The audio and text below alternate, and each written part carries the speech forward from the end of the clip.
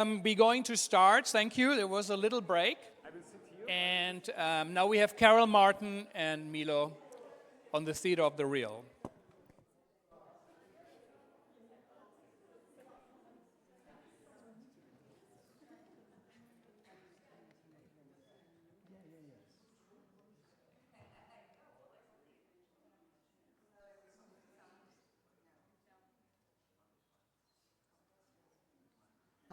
Hi everyone. So we're going to spend the next hour talking about Milo Rau's theatrical work, more specifically than we have thus far. I just want to state what may be obvious is that the area of thought that we share has to do with theater of the real, and about which I've written a book a while ago. And I want to begin with a quote from that book, and then we'll get more specifically to Milo's work. So in terms of trying to think about what is theater of the real, I wrote in 2013, well, while there's no universal agreement on individual terms, there is an emerging consensus that theater of the real includes documentary theater, verbatim theater, reality-based theater, theater of fact, theater of witness, tribunal theater, nonfiction theater, restored village performances, war and battle reenactments, and autobiographical theater. All of these types of theater claim a relationship to reality, a relationship that has generated both textual and performance innovations. The array of terms indicates a range of methods of theatrical creation that are not always discrete, but may overlap and cross-fertilize. These methods include, but are not limited to, theater created from the verbatim use of transcripts, facts, trials, interviews, theater created from reenacting the experiences of witnesses, historic events and places, theater created from autobiographical accounts, and any combination of these. In this kind of theater, there is an obsession with forming and reforming what has really happened.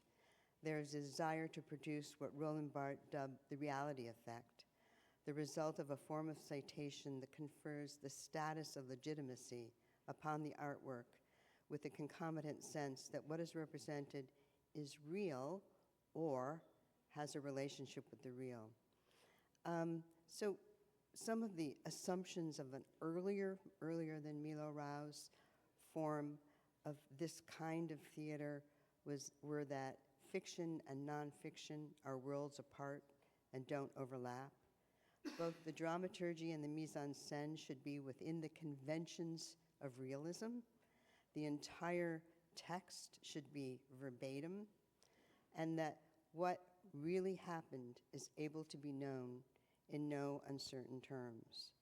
So that was a kind of ground of assumption of a lot of kind of theater about real events in the 20th centuries, but not all. There are some important exceptions. One, of course, is Peter Weiss's The Investigation, which was first staged as a reading on October 19th, 1965, on over a dozen stages in Germany and other places in Europe to prevent the statute of limitations on war crimes in Germany from expiring that year. And the fact of that reading, and many, many other things as well, really led to that statute being extended first to 1969 and then to 1979. Weiss's play is nothing like what I just described. It's in 11 cantos, each with 3 sections. Although based on trial transcripts of the Frankfurt Auschwitz trial, the play radically redacts the testimony. Neither the accused nor the victims are identified by character names. No courtroom on stage, only the facts should be presented, Weiss said. No personal confrontations. Hundreds of witnesses were reduced to 9 witnesses, etc. And in that play, we don't know the outcome of the trial. So, that's by way of introduction. What first startled me about Milo's work is that it kind of has nothing to do with everything I just said.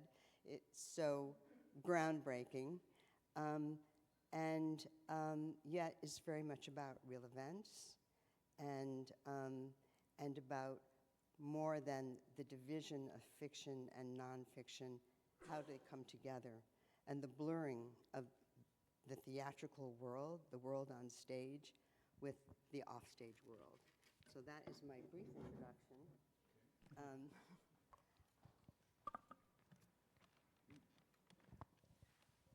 So, I mean, what I'd like to do is I talk about some of the works I've seen, both live and on film, for which you've sent me links to films, or someone who works with you has. I don't know if you know that. So here's question number one. I would love for you to describe what you were thinking about when you made one of your first works, the 2009, The Last Days of the Ceausescus. In other words, that was what I understand as a recreation of a military trial that condemned the Ceausescus to death. And its techniques seem markedly different from the kind of work you do now. Yeah, I think my interest, I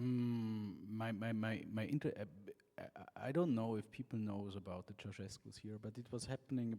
What I was talking before in my little talk in '89. It was a revolution that was not bloody, generally in the most countries, but in Romania. There was a bloody upheaval, and then there was this trial against the Ceausescus, and they executed them right away, just behind the trial room.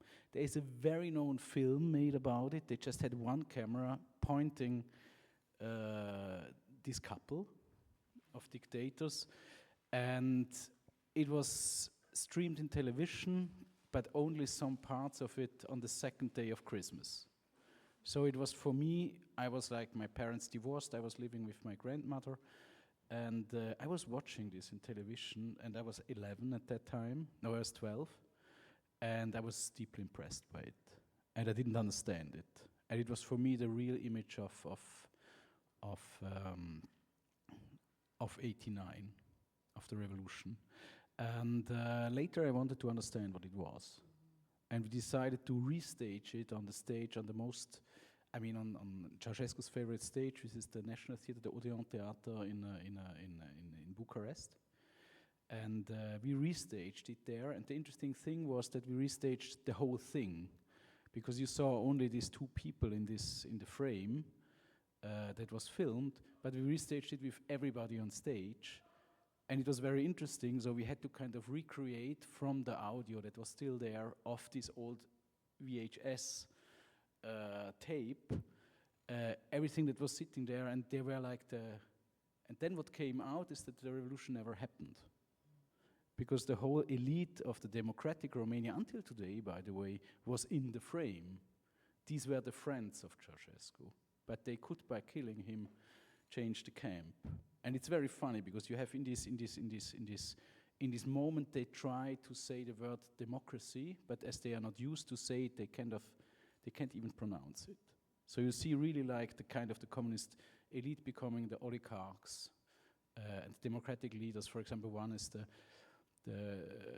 president of the parliament until today, becoming the leaders of democracy, of post-communist democracy.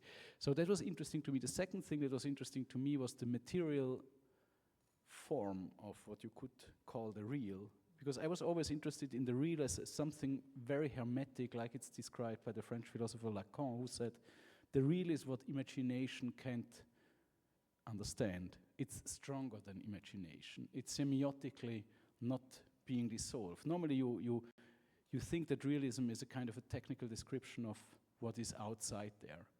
But realism is the confrontation with what you can't deal with, like death, you know? So what I did is to recreate this image, which is kind of the the black square of the revolution, to recreate it word by word. For example, they were all talking in the same time, you know? I was not staging it dramatically, I was just staging it like a music play. Because everybody in this room, in this trial room, was shouting for 1 hour. So I trained the actors over weeks, like in a music play, to shout all at once.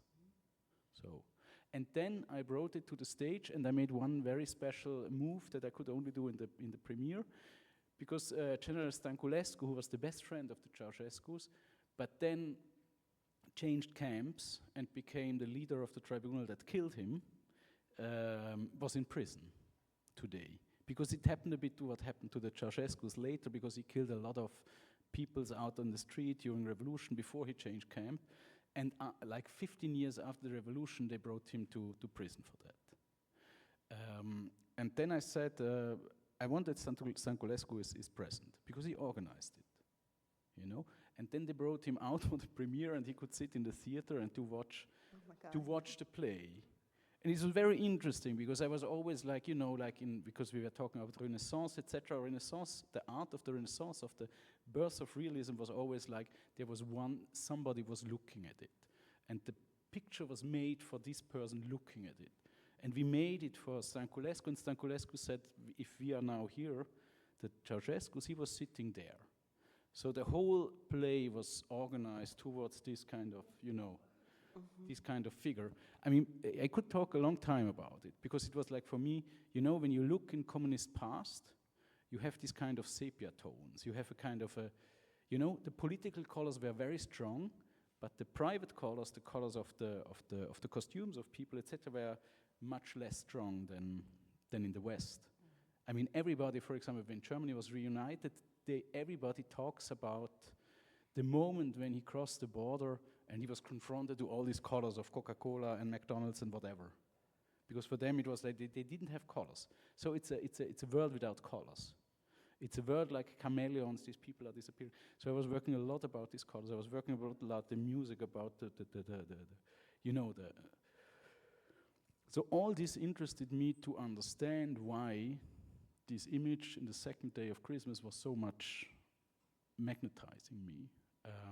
And because I was like doing a lot of philosophy in my text, and of course I'm interested in that, but in the end of the day, staging means that you are kind of trying to decrypt the hermetic quality of the real on stage.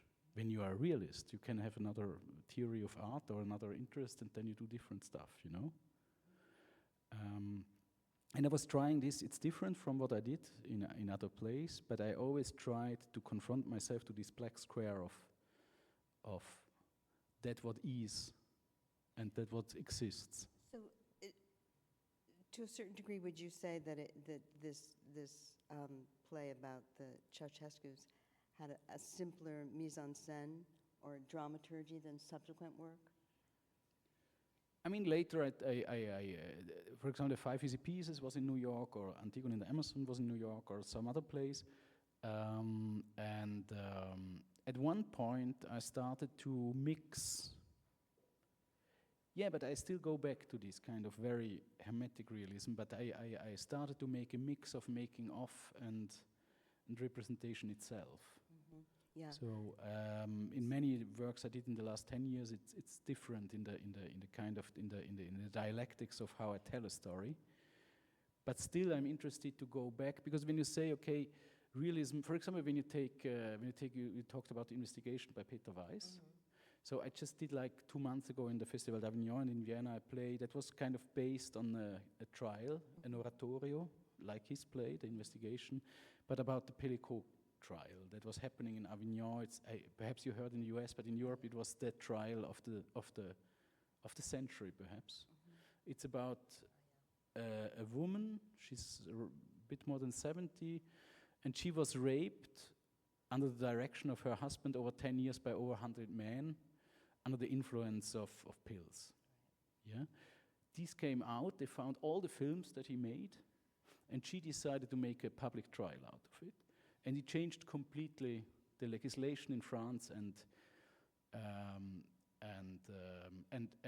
the interesting thing about, and that's why you can compare it, because of course what you could say that Peter Weiss, what he did, he was kind of, let's say, translating into theater what Hannah Arendt wrote about the banality of the evil, no? Right, exactly. That it's just like, for example, when you look at these people he describes in the Auschwitz trial, they are not one is an evil Nazi ideologist.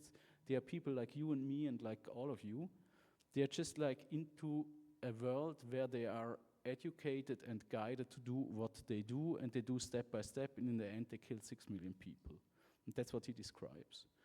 And in the Pellicot trial, when they watch the films, you have educated men, you have old men, you have traumatized men, you have young men, you have homosexuals, and everybody rapes this woman. And the only outcome is that every man rapes a woman if he can rape a woman, at least in Europe. I don't know how it is here. And then you are confronted to the banality of this sociological experiment that was done with the German country in the 40s by Hitler, and then you have the sociological experiment that this guy did with the male population of South France and filmed it. Mm-hmm. And then you say, what does it mean?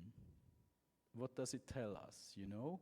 And then you try to tell the story. We did a version of 7 hours, and then we did a version of 4 hours, and we made public trials. We do it now in every capital of Europe. We restage it. By the way, my dream is to bring it to New York next year in March. And when you go through this, like very banal, what everybody says in front of the tribunal for 7 hours or for 4 hours with 40 actors or 20 actors or 50 actors, you are completely, your mind is transformed. You can't digest it, of course. You can't bring it back to the normal story of the process of civilization, that we will not make genocides anymore, we will not rape other people anymore, we will not dominate, etc. You just know that civilization, the process of civilization never happened. And it's interesting to see that on the ocean of evil, on the ocean of the real, on the ocean of we do what we do of history, there is a little oil, and that's the civilization, and that's democracy, and that's what we call, you know, progress.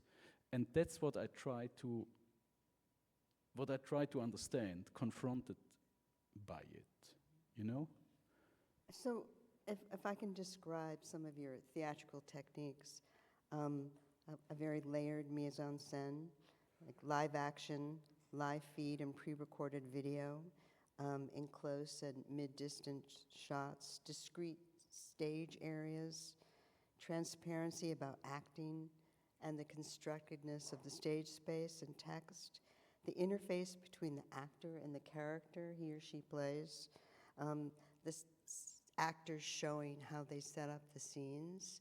So there's, in many works, I'm thinking of especially 5 Easy Pieces and La Reprise, and other works as well, but there's the transparency of the theatrical event, so that we see it, the actors sometimes are present as themselves in their personal identity, and then they also play the characters, and all of this is in the open. So at the same time, that very kind of what I'll call materialist approach to the stage doesn't negate enormous emotional impact in the way certain scenes or the kind of culminating emotion of any given piece, that's also there too.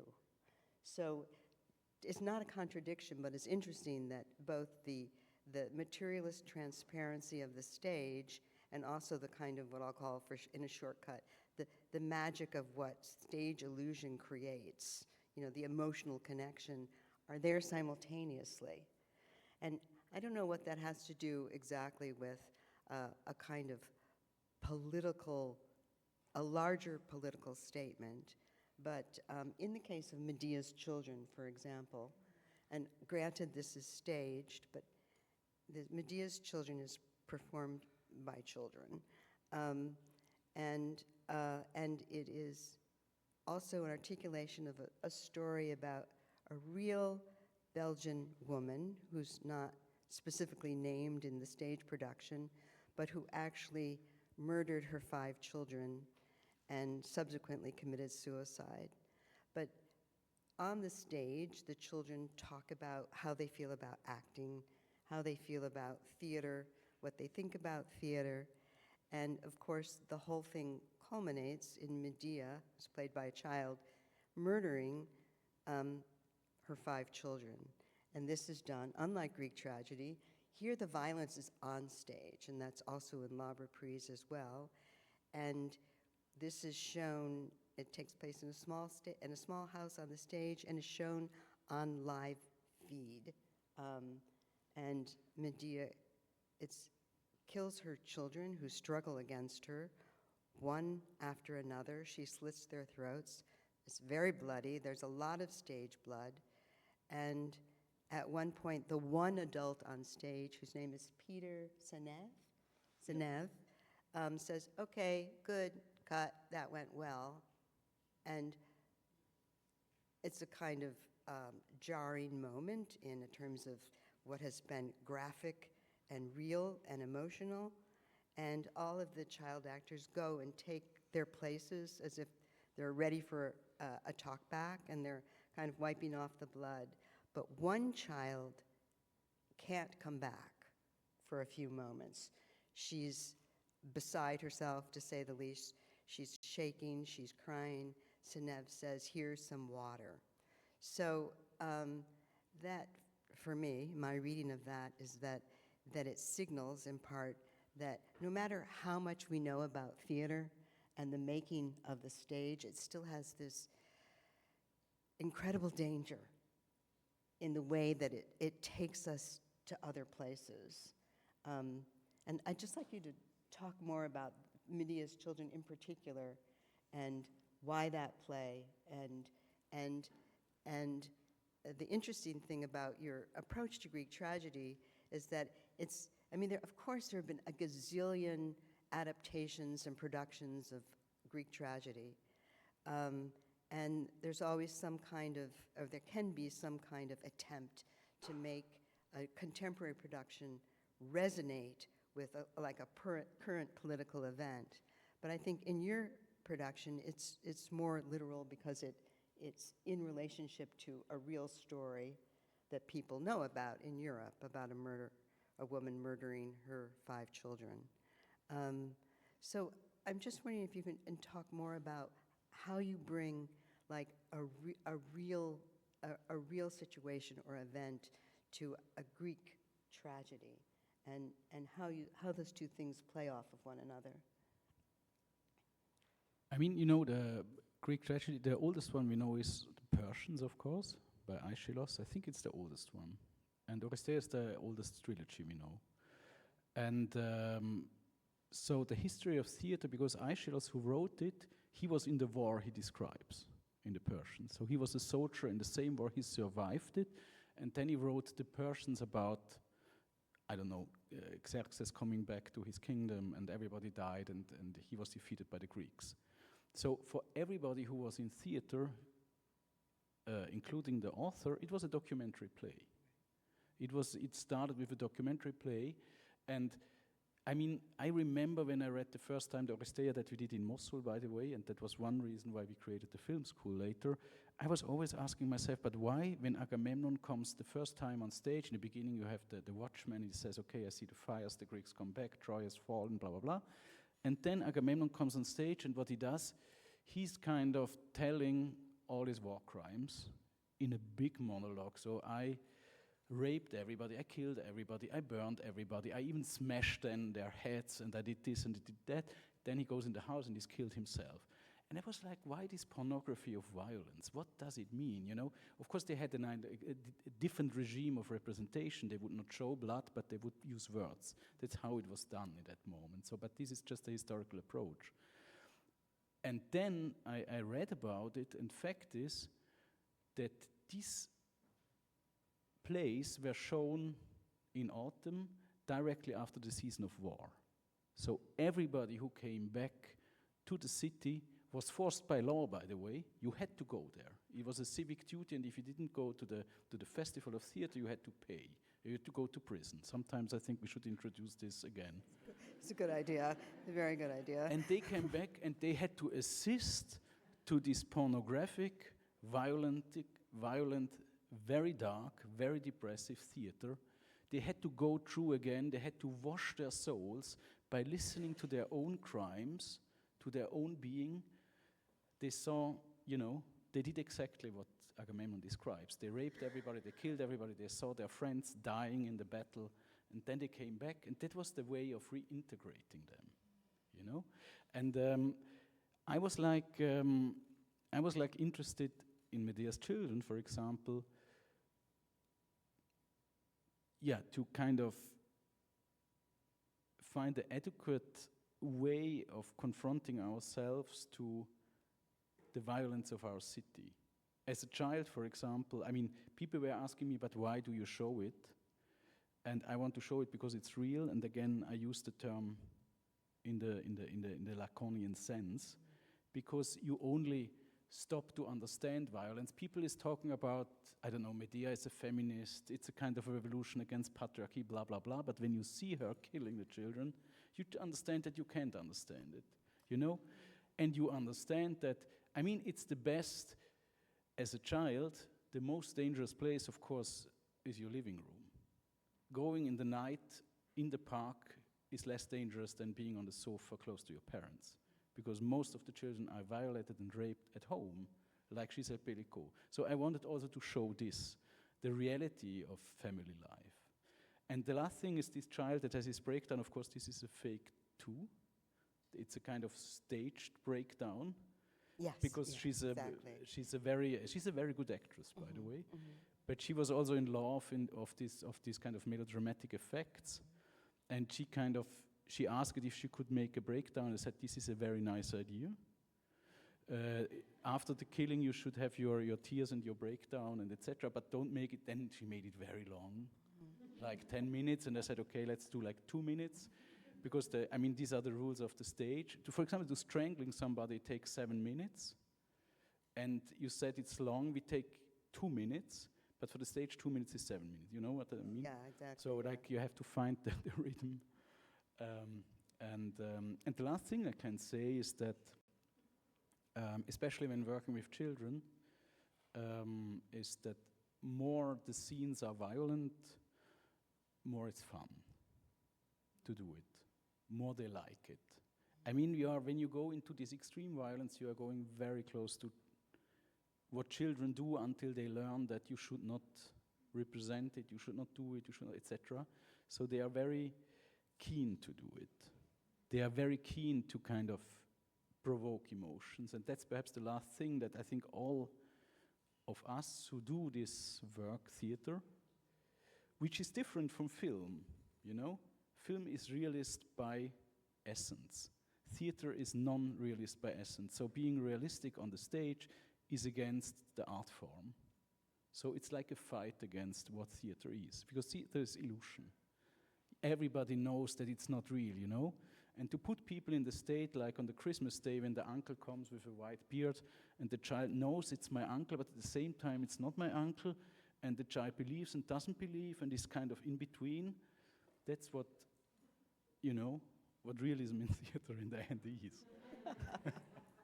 I will say that at the end of the 19th century, maybe early 20th century, British suffragists used Medea, especially the Women of Corinth speech, and that's a speech in which Medea has her idea that she's going to kill her children to make Jason suffer for pursuing another wife.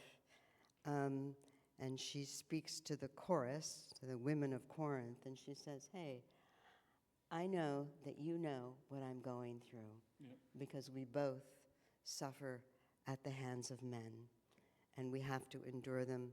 And unlike men, we can't get out of the house. We have to stay there. And only we women, know this and share this. So I'm going to tell you what I'm going to do.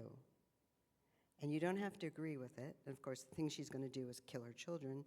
But she says to the chorus, you don't have to agree with it, but all I want you to do is stay silent. And they do in the play. So although they say, oh, that's going too far, they don't reveal her secret. So in terms of Medea being a feminist play, that it really centers around that particular Women of Corinth speech. But also, Jason has a spectacularly sexist speech in which he says, oh, if only it were possible to have children without women, the world would be far better off, right? So, I mean, we may disagree a little bit about the feminist issue, but I totally take your point about to make the killing graphic really intervenes in those kinds of notions. No, I'm not, I completely agree, yeah? I mean, and this monologue, we use it, I mean, we just before killing, of course, we have this monologue when she says giving birth to one child is more violent than going to battle. So what's the Yeah, point? that's What's right. the point to be a man, you know? Mm-hmm. And it's of course true.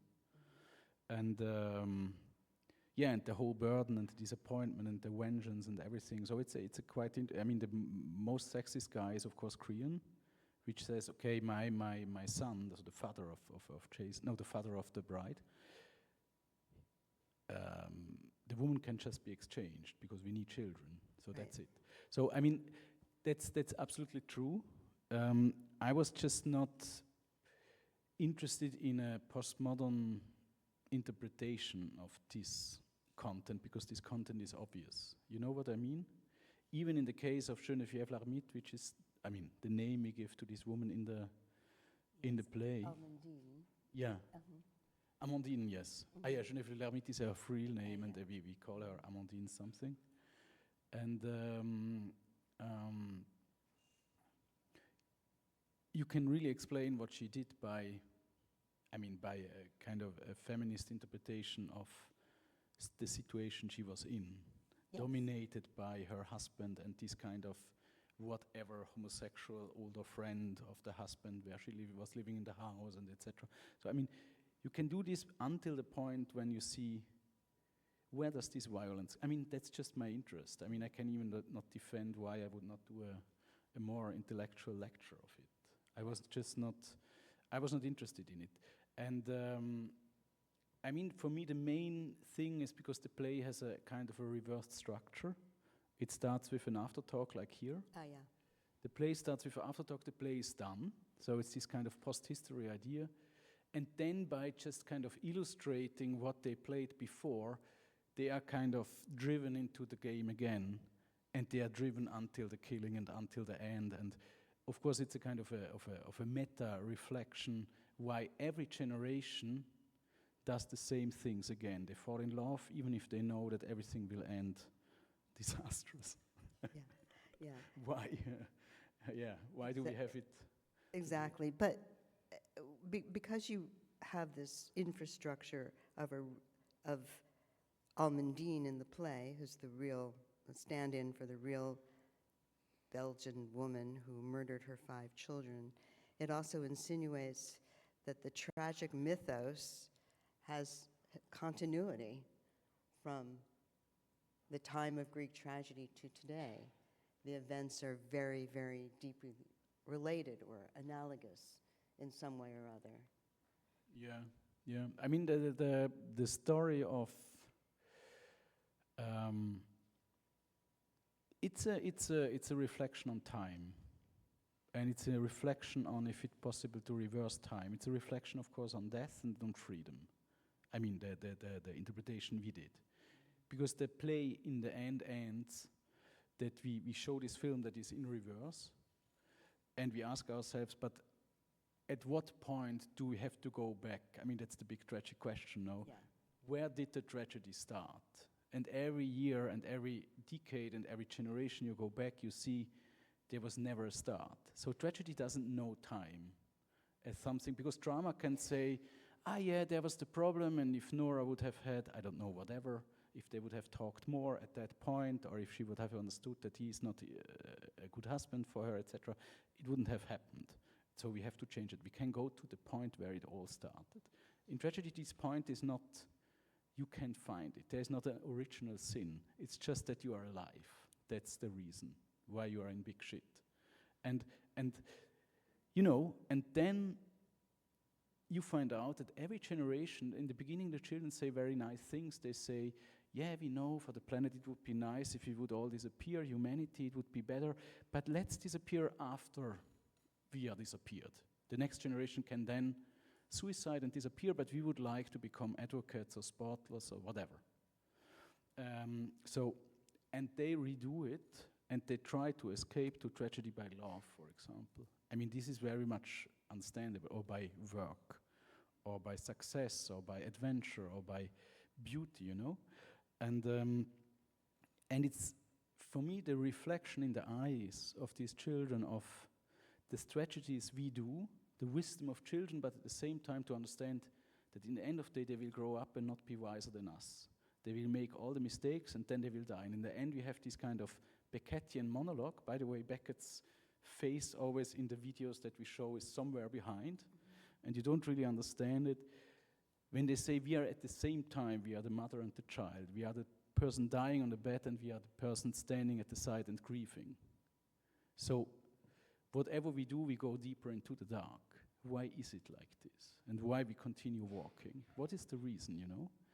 And that was my interest in this Media's Children play. Since we're on the subject of children, can we talk a little bit about Five Easy Pieces, which did perform in New York, although not with the original cast? Do you want to give a synopsis of? So Five Easy Pieces is about a pedophile, Belgian pedophile murderer, Marc Dutroux, who successfully murdered several children over a period of time, and it's performed by children, and that was your first work using child performers, and I understand you were asked by a children's theater company to make a work. Is that right? Almost. I was like artistic director from Ghent, but later. But in Ghent, there's a very famous company called Campo. Oh, yeah. And it's not exactly a children's theater, but what they did, they made a series, and every second year they would ask one director. So they asked, I think, Tim Etchells and Katie Mitchell, I don't remember, just some people. And then after me, they decided that it should stop now. Yeah.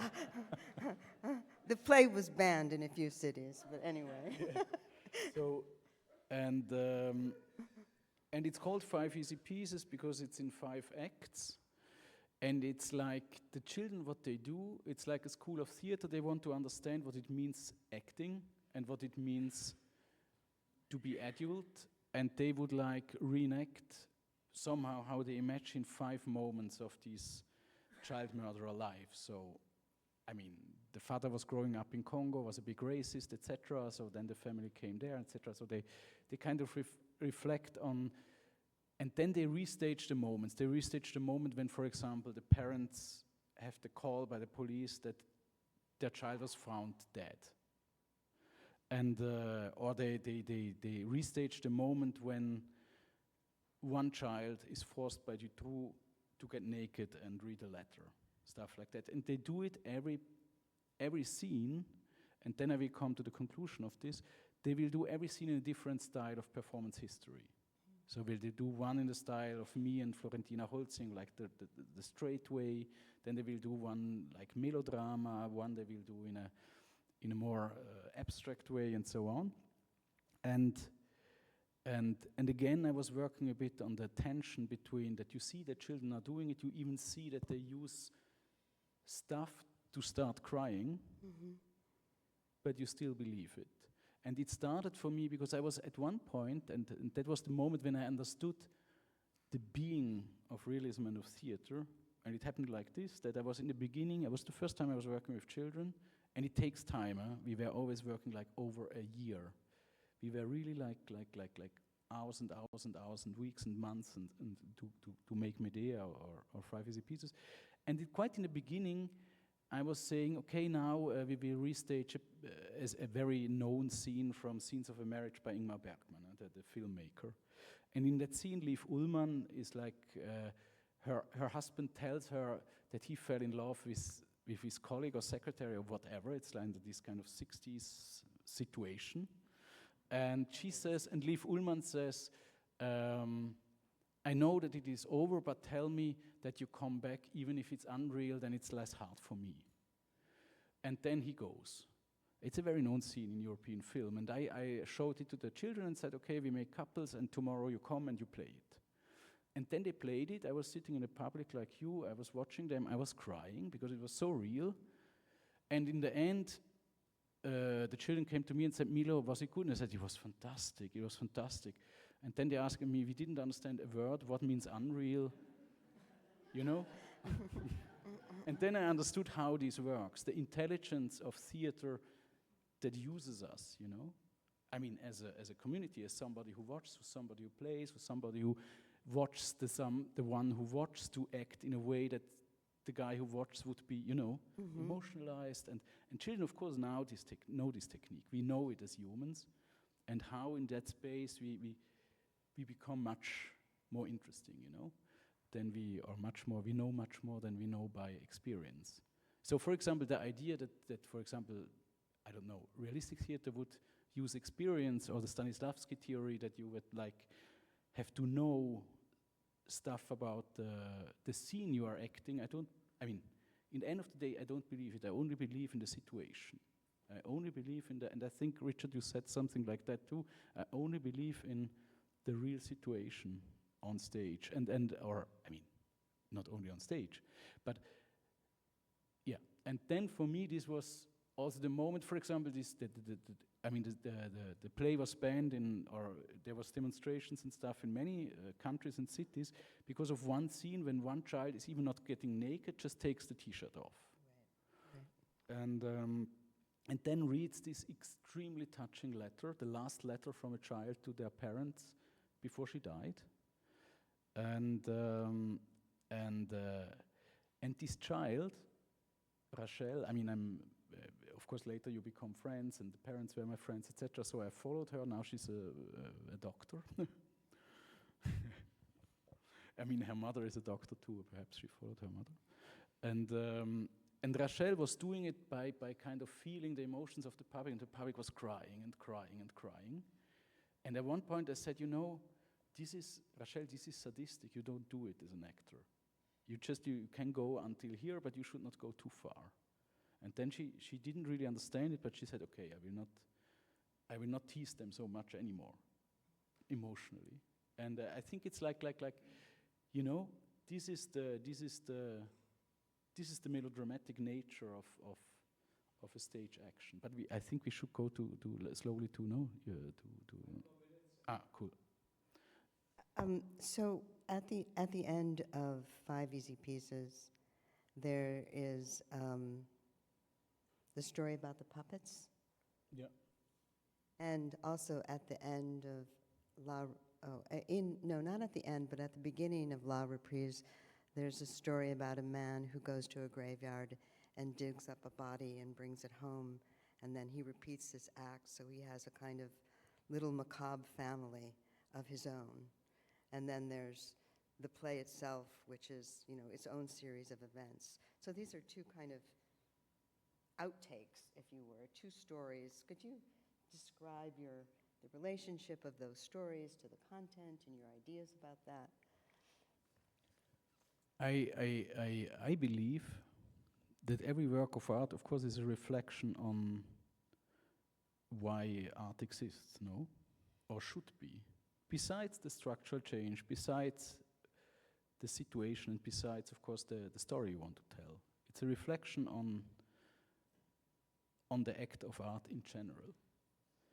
And this story, for example, there are 2 stories. One story is the one of the guy who takes the dead people from the graveyard. It was a story that my lawyer was telling me, because he was defending this man later. Oh.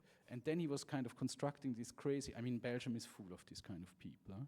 And then he was constructing, I'm sorry to say, and he had a whole family at home from dead people that he took from the graveyard, and at one point he was taken by the police, and then he was asked,